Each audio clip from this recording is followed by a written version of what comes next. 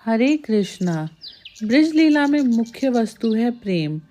ब्रह्म का सर्वसार ही प्रेम है। श्री कृष्ण राधा रानी के चरण दबाते हैं।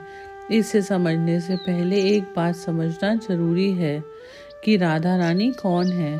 बहुत थोड़े में समझ लो कि रा धातु के बहुत से अर्थ हैं। देवी भागवत में इसके बारे में लिखा है कि जिससे समस्त कामनाएं कृष्ण को पाने की कामना तक भी सिद्ध होती है, वही राधा है। सामरस उपनिषद में वर्णन आया है कि राधा राम कैसे पड़ा। भगवान सत्य संकल्प हैं। उनको युद्ध की इच्छा हुई तो उन्होंने जय विजय को श्राप दिला दिया। तपस्या की इच्छा हुई तो नर नारायण बन गए।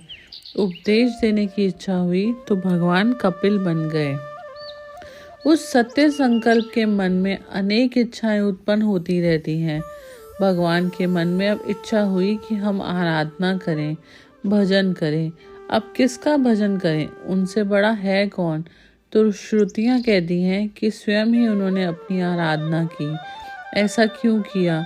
क्योंकि वो अकेले ही तो हैं, तो वह किसकी आराधना करेंगे? तो श्रुति कहती है कि श्री कृष्ण के मन में आराधना की इच्छा प्रकट हुई तो श्री कृष्ण ही राधा रानी के रूप में आराधना से प्रकट हो गए।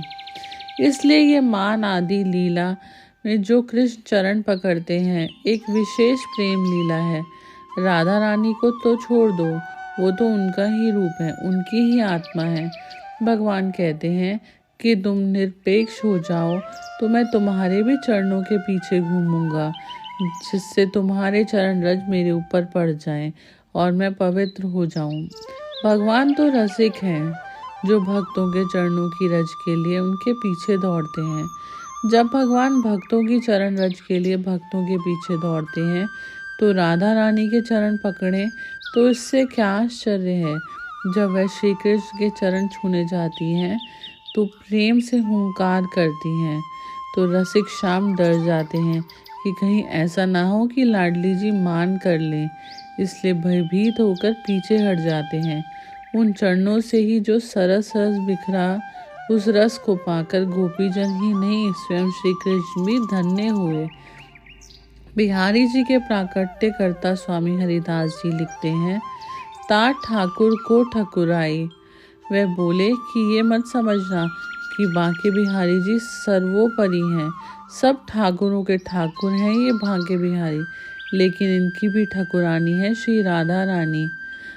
जय श्री राधे, जय श्री राधे।